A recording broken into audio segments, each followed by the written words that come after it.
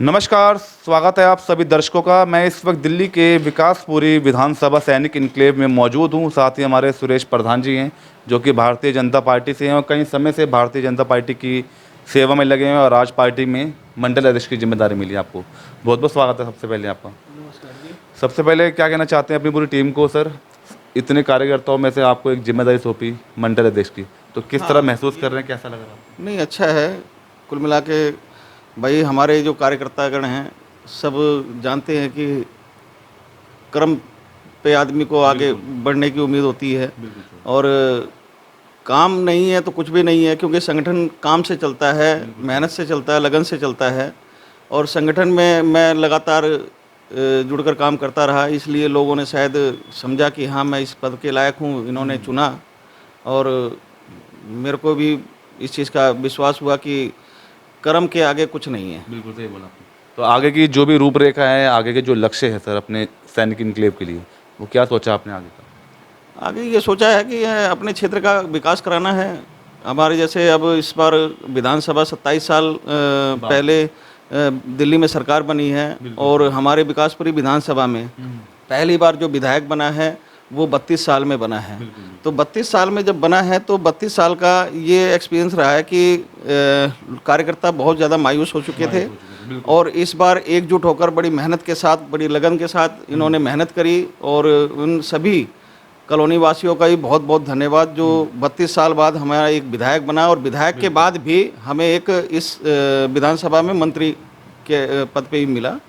और इससे हमें विश्वास है कि क्षेत्र का भी विकास होगा और हमारे दिल्ली का भी विकास होगा। और 32 साल बाद सर विधायक बने आपके विकासपुर से। हाँ जी, हाँ अब जी। क्या लगता है आसानी रहेगी फिर आपको पहले के मुकाबले काम करने में? पहले के मुकाबले काफ़ी आसानी है, क्योंकि पहले आम आदमी पार्टी के विधायक थे जो आज तक कोई काम नहीं किया, लोगों को नरक की ज़िंदगी में जीने को मजबूर थे लोग। और फिर उसके बाद भी ऐसे कई परिस्थितियां थी जिसके वजह से कॉलोनी वासी बहुत ज़्यादा दुखी थे। लेकिन इस बार शायद उनकी मेहनत रंग लाई और इस बार विधानसभा में विधायक बनाकर भेजा डॉक्टर पंकज सिंह को। क्या लगता है विकासपुरी का जो भी काम नहीं हो पा रहे थे वो होंगे अब आगे? हाँ, आगे कई ऐसे जो टेंडर इस बार अप्लाई किए हैं हमारे मंत्री जी ने, और उस टेंडर को आने में थोड़ा सा समय तो लग रहा है, लेकिन आने वाला जो समय है बहुत बढ़िया होगा। रोडें, नाली, सड़कें अब बिल्कुल प्रॉपर तरीके से बनाए जाएंगे, जिसमें कि स्ट्रीट लाइट की सबसे ज़्यादा दिक्कत थी कि वो निगम पार्षद यहाँ की निर्मला कुमारी है, आज भी वो आम आदमी पार्टी की है। विधायक तो चला गया लेकिन निगम पार्षद कोई काम नहीं, 0/0। यहाँ तक कि कूड़ों की गाड़ियाँ भी नहीं आती। जो टिप्पर आते थे गली गली में कूड़ा लेने के लिए, वो टिप्पर भी नहीं आते। स्ट्रीट लाइट ठीक नहीं है और नालियों की तो दशा ही ख़राब है। रोडों की दशा अब थोड़ी बहुत तो लगता है कि हाँ वो थोड़ा बहुत बेहतर हुआ है, लेकिन बेहतर क्या है कि अब जो पुराने टेंडर थे वो हमारे मंत्री जी ने उसको उभारा और उसको जल्दी जल्दी प्रयास किया और उसी मार्फत काम हो रहे हैं। तो आपको क्या लगता है, मतलब विधायक तो आपका, पार्षद आपका है नहीं अब, तो काफ़ी चुनौतियाँ फिर आपको आगे आने वाली है, या क्या लगता है आपको आसानी रहेगा काम करने में? हाँ, विधायक के थ्रू थोड़ा सा हमारे पे जो अधिकारीगण हैं उनसे हम बातचीत कर कई चीज़ें प्रॉब्लम सोल्व कर रहे हैं। बाकी निगम पार्षद का जो काम है उसको करना चाहिए, क्योंकि पब्लिक ने उनको चुनकर भेजा है और चुनकर भेजने का मतलब ये है कि उस पर विश्वास किया है, लेकिन वो विश्वास पे खरा नहीं उतर रही है। लेकिन इस बार उम्मीद है कि हमारे विधायक आने के बाद हमें ऐसा काम होगा और अच्छे स्तर पे काम होगा। आप सर प्रधान भी हैं यहाँ के इलाके में? हाँ, RWS से प्रेसिडेंट भी हूँ मैं।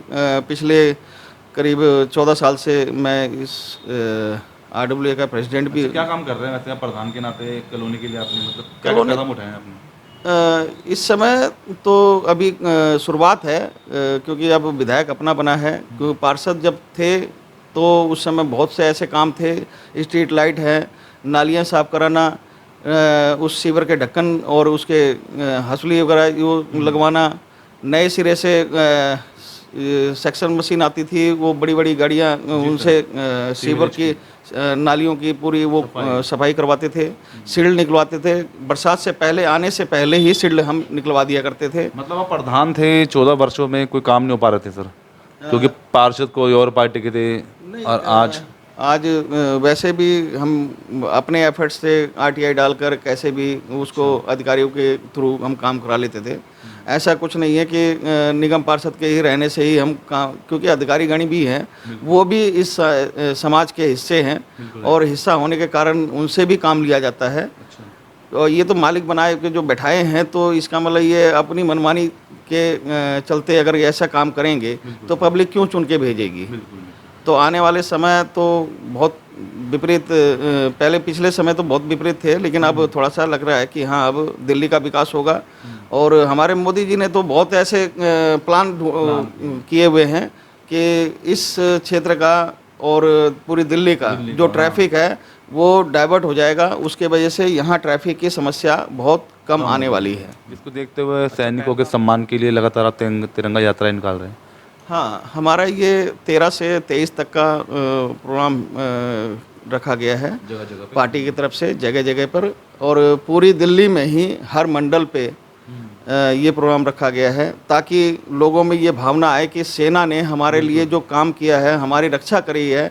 और हम तो घर पे सोते हैं तो वो बेचारे जाग कर हमारी सुरक्षा करते हैं, बॉर्डर की सुरक्षा रहते, बॉर्डर पे पड़े रहते हैं, टाइम से खाना नहीं, टाइम से पीना नहीं। तो कई ऐसी चीज़ें होती हैं, परिस्थितियाँ, लेकिन वो फिर भी जंग के मैदान में बिल्कुल अड़े बैठे हैं, डटे रहते हैं।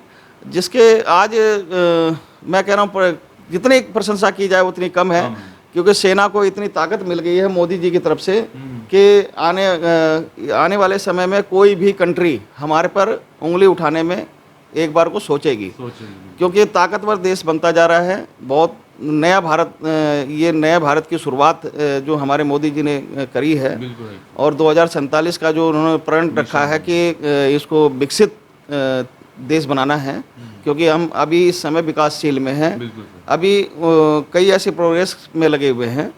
तो विकसित होते ही हमारा देश भी एक अलग से पूरे कंट्रियों के आगे अध्यक्षता करते मिलेंगे। हमारे मोदी जी भी जाते हैं तो आज उनको रेड कारपेट बिछाकर उनका स्वागत किया जाता है, तो ये हमारे देश की बहुत बड़ी शान है। तो मोदी जी 2014 से जब से आए हैं, जब से बहुत कुछ चेंज हो रहा है देश के अंदर, और आने वाले समय में भी ऐसा लगता है कि अब हमारे को भी ऐसी ऐसी परिस्थितियाँ जो पहले हमने सोची नहीं, वो भी हमने वो किया है कि मोबाइल के दुनिया में हम सबसे बड़ा हब बनाने जा रहे हैं। तो ऐसे ही बहुत बड़ी कंपनियां आने वाली हैं विदेशों से, क्योंकि उनको हम इंफ्रास्ट्रक्चर ऐसा दे रहे हैं, और उसके वजह से कंपनियों को ये फ़ायदा पहुंचेगा कि उनको राजमार्ग, ट्रांसपोर्टेशन जैसे है, मेडिकल सुविधाएं हैं, और भी जन सुविधाएं होती हैं जो उनको मिल सकें। उसके बिहाफ पर हम देश की तरक्की पे। तो यह थे हमारे साथ सुरेश प्रधान जी, स्टार सिटी के साथ। मैं जितेंद्र गुप्ता।